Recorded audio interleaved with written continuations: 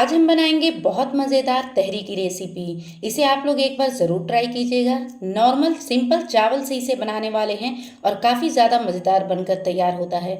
अस्सलाम वालेकुम फ्रेंड्स, मैं हूं आयशा। आप सभी का वेलकम है कुकिंग विद एपीएस में। अगर हमारी रेसिपी आपको अच्छी लगे तो लाइक, शेयर और सब्सक्राइब ज़रूर कीजिए। तो चलिए अब इसे बनाना शुरू करते हैं कि कैसे ये बनता है। सबसे पहले तहरी में लगने वाली चीज़ें देख लेते हैं कि क्या क्या इस्तेमाल होने वाली है। तो यहाँ पर मीडियम साइज़ का हमने 4 टमाटर ले लिया है, एकदम रेड कलर का है। रेड कलर का लेने से ये होता है कि तहरी का कलर जो होता है वो अच्छा दिखता है। और यहाँ पर हमने ले लिया है धनिया 1 मुट्ठी, और जितना आपको धनिया लेना है उसी का जस्ट आधा पुदीना लेना है। करी पत्ते 1/4 कप हमने ले लिया है।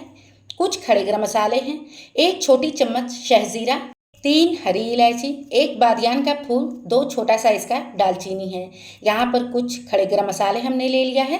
तो यहाँ पर हल्दी ले लिया है आधी छोटी चम्मच, 1 छोटी चम्मच लाल मिर्च पाउडर, 1 छोटी चम्मच कश्मीरी लाल मिर्च, कलर अच्छा आएगा, और 1 बड़ा चम्मच धनिया पाउडर ले लिया है। सब्जियों को साइड में रख दिया है। अब यहाँ पर मटन देख लेते हैं। तो आधा किलो हमने यहाँ पर गोश्त लिया है। तहरी के लिए जो मटन लेना है उसमें फैट लगा होना चाहिए। 1 बड़ा चम्मच हमने इसमें अदरक लहसुन का पेस्ट ऐड कर दिया है। जो हमने सूखे मसाले लिया था उसे इसमें हमने डाल दिया है। खड़े मसाले ऐड कर दिया साथ ही साथ, और नमक डालेंगे पसंद के मुताबिक। अच्छे से इसे हम मिक्स कर लेंगे। जितनी बोटियां हैं अच्छे से मसाज कर लेना है। बोटियों के ऊपर मसाले को अच्छे तरीके से लगाना है। आधे घंटे के लिए इसे ढक कर साइड में रख देंगे। अब यहाँ पर हमने ले लिया है आलू। तो 4 मीडियम साइज का आलू लिया है। सिर्फ इसे 2 हिस्से में कट कर लिया है। कट करने के बाद इसे पानी में रखकर साइड में रख देना है। अब यहाँ पर हम ले लेंगे कुकर। कुकर में ऐड किया है 1/4 कप कुकिंग ऑयल यानी तेल, रिफाइंड तेल। इसे आप सरसों के तेल में भी बना सकते हैं, काफ़ी मज़ेदार बनकर तैयार होता है। प्याज के ऊपर लाइट गोल्डन आ जाए तब तक इसे हम फ्राई कर लेंगे। प्याज के ऊपर कलर अच्छा आ गया है तो अब इसमें हम तैयार किए हुए गोश्त को डाल देंगे जो हमने मैरिनेट करके रखा था। 3 से 4 मिनट के लिए प्याज के साथ गोश्त को अच्छे से हम भून लेंगे। तो ये देखिए, गोश्त को अच्छे से हमने भून लिया है। कलर इसका चेंज हो चुका है। हाई फ्लेम पर नहीं भूनना है। अब इसमें हम ऐड करेंगे टमाटर।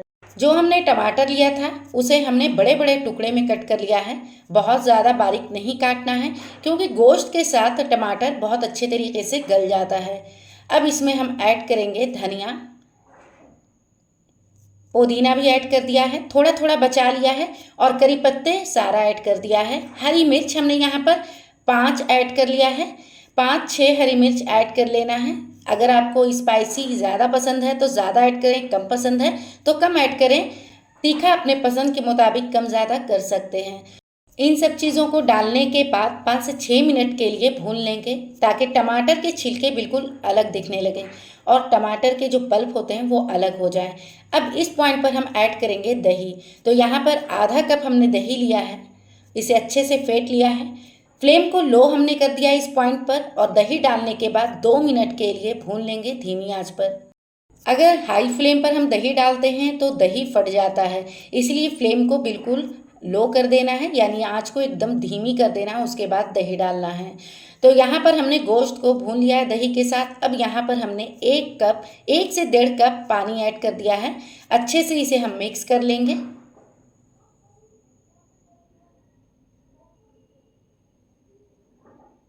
अब इसकी लीड लगा देंगे और धीमी आंच पर गोश्त गलने तक पका लेंगे। गोश्त 80% पकाना है, पूरे तरीके से नहीं पकाना है। ये तैयार हो गया है। फ्लेम को हमने ऑफ कर दिया है। 15 मिनट में हमने इसे तैयार किया है, और आप देख सकते हैं गोश्त अच्छे से गल गया है। बस 20% बाकी है जो आगे हम इसे पकाने वाले हैं। अगर आपका पानी इसमें ज़्यादा हो तो थोड़ा सा गैस पर आपको सुखा लेना है। यहाँ पर बड़ा सा हमने एक बर्तन ले लिया है। इसमें 1/4 कप तेल ऐड किया है। अब जो कटे हुए आलू हमने रखा था इसे डालकर फ्राई कर लेंगे। तेल का इस्तेमाल कम करना है क्योंकि हमारे मटन में जो है ना फैट था। मटन में अगर फैट होता है तो तेल कम इस्तेमाल होता है, अगर फैट नहीं होता है तो तेल का इस्तेमाल ज़्यादा होता है। तो आलू को हमने फ्राई कर लिया 1 मिनट के लिए। इसके बाद हमने इसमें ऐड किया है कश्मीरी लाल मिर्च आधी छोटी चम्मच, और नमक थोड़ा सा। इसे मीडियम फ्लेम पर फ्राई कर लेंगे। हाई फ्लेम पर करेंगे तो जो हमने मिर्च का इस्तेमाल किया है वो जल सकता है। ये फ्राई हो चुका है तो अब तैयार किए हुए मटन को इसमें हम ट्रांसफ़र कर देंगे। तो ये देखिए, अब इसे हम 1 मिनट के लिए अच्छे से आलू के साथ पका लेंगे। गोश्त का जो मसाला है वो आलू के अंदर तक चला जाता है। तो ये देखिए, यहाँ पे हमने 1 मिनट के लिए इसे पका लिया है। अब इससे ज़्यादा आपको नहीं पकाना है। अब इसकी लीड लगाकर धीमी आंच पर 2 से 3 मिनट के लिए हम ढककर पका लेंगे ताकि आलू 50% पक जाए। तो ये देखिए, यहाँ पर आलू पक चुका है 50%। क्योंकि आलू बड़े बड़े साइज़ के जब होते हैं तो गलाने में टाइम लगता है। तो ये तैयार हो गया है। इस पॉइंट पर बचा हुआ हमने धनिया और पुदीना डाल दिया है, जो थोड़ा सा हमने बचा के रखा था, और 1 छोटी चम्मच हमने कसूरी मेथी ऐड कर दिया है। इसे हम अच्छे से मिक्स कर लेंगे। अब इसमें हम पानी ऐड करेंगे। तो हमने जितना चावल लिया है उसका जस्ट डबल पानी लेना है, क्योंकि गोश्त में अपना पानी नहीं है। हमने 3 कटोरी चावल लिया है तो 6 कटोरी पानी लेंगे। अगर चावल नया है तो 1 कटोरी पानी कम लेना है। इससे चावल बिल्कुल परफेक्ट तरीके से बनता है। अब बस इसमें उबाल आ जाए तो चावल डाल देंगे। तो उबाल आ गया है, अब इसमें हम चावल डाल देंगे। चावल धुलने के बाद 10 से 15 मिनट के लिए हमने साइड में पानी में रख दिया था।